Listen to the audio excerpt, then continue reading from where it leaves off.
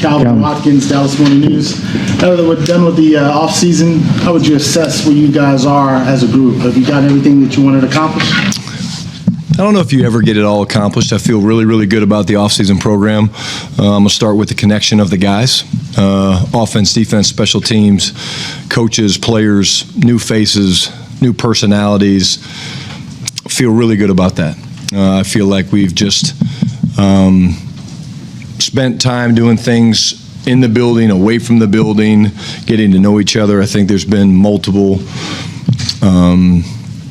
events. All the coaches in different sides of the ball have gotten together away from the building.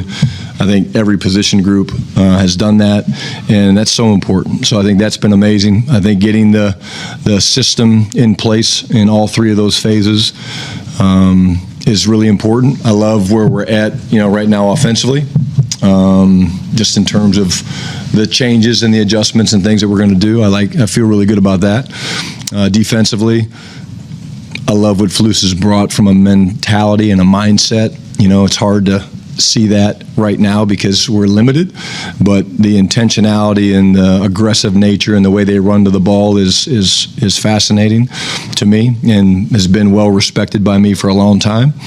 And of course with Nick and Carlos with the special teams, just really with the three pieces coming back, Trent, Banger, and Brandon, seeing him put his fingerprint on that has been really, really excited. A lot of work to do.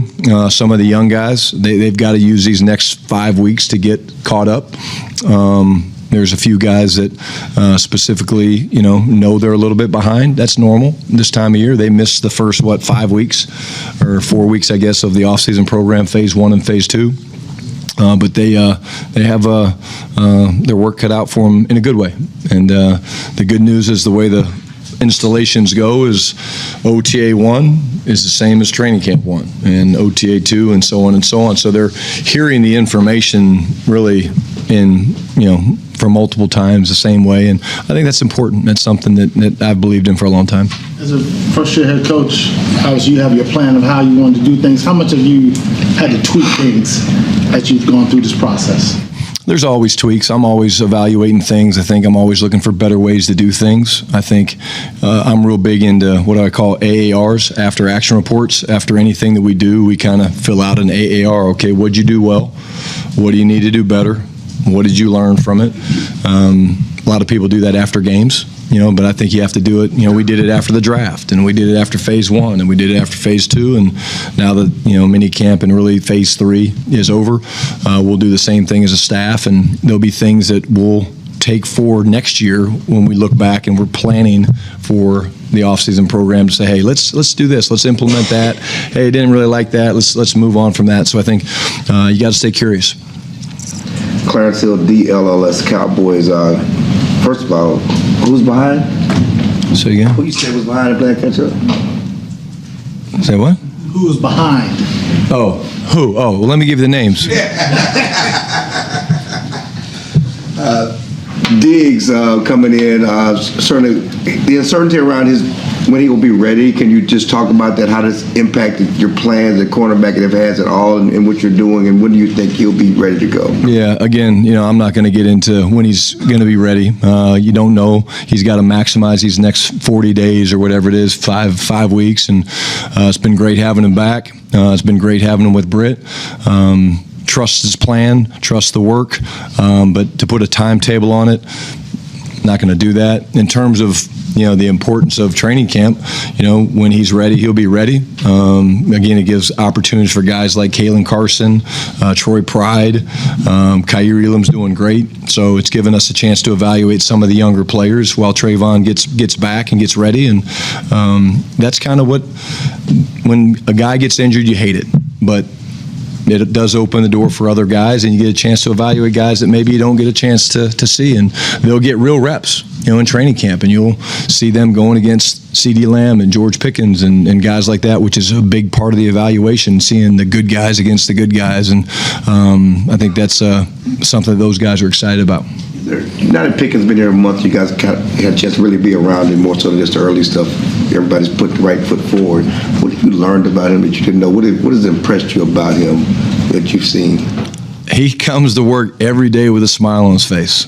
You know, he's very personable when you get to know him. I love being around him. I love talking to him about life.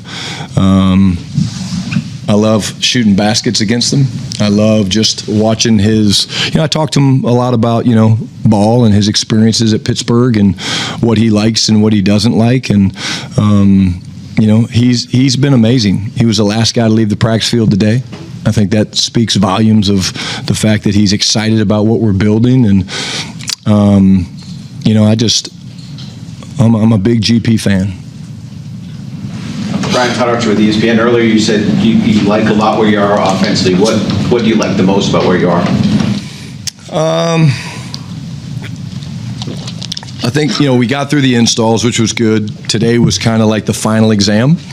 What do I mean by that? It's like in college when, you have your build up to the big test at the end. We basically took the 9-10 installs that we had and we did a call-it period at the end, which basically we broke the team up. 2's on one side, 1's on the other, just mix and matching different pieces. And we just put the ball down and called it. I called one side, Clayton called the other, Flus called one side, Andre called the other. And just anything was at our beck and call. So we could go to whatever we want. It could be OTA 1 install, could be OTA 3 install, could be OTA 5 install. And I think it's a good way of checking ourselves with where we are in terms of the command of the system. Remember, the objective is you put all these plays in, but when they go play, they got to play. There's a thing called player's mind, which means when they go out there to play, they can't be thinking about, okay, what's my split, what's my alignment, what's my depth, what's my protection rule.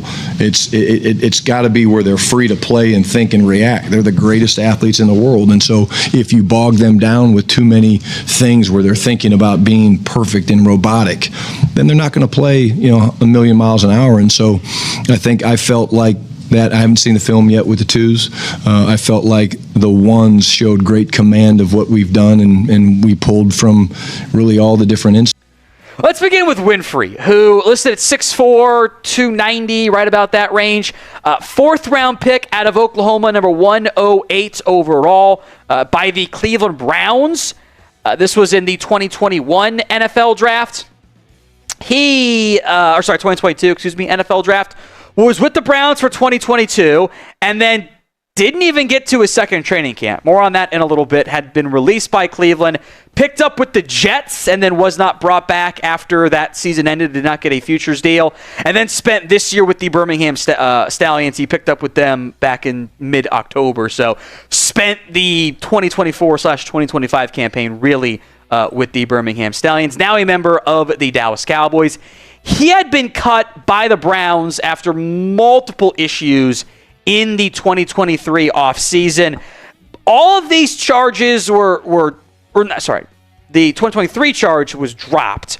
The April 2023 charge was kind of pled out and did a pretrial diversion program, but he faced a misdemeanor assault charge after an incident with his girlfriend in which she said he was hitting her, and that's not the first time, and that gets pled out. And then months later, at a hotel in Cleveland, he was accused of a robbery accusation with a different female after he allegedly pulled a gun on him when, based on the reports, she was just trying to say hi. It was a very weird incident, and the Browns had kind of had enough, and they cut him. And he spent briefly parts of 2023 with the Jets with Aaron Whitecotton, now the Cowboys defensive line coach. I think Tanzel Smart was actually on that roster. He's now kind of doing some assistant stuff for the Cowboys.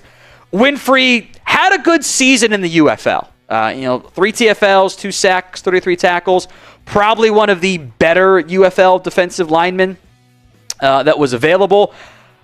I'll be honest, I don't think this fixes anything about your defensive tackle room. In fact, I actually feel worse about your nose guard room now. You cut Justin Rogers. He was a nose guard.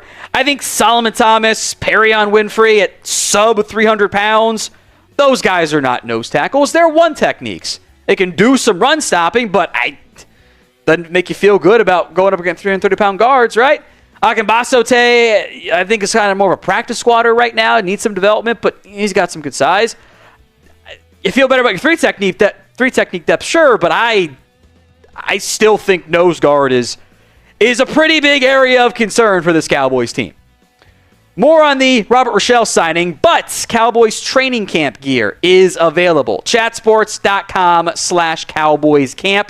Hats, bucket hats, visors, t-shirts, hoodies, they've got you covered.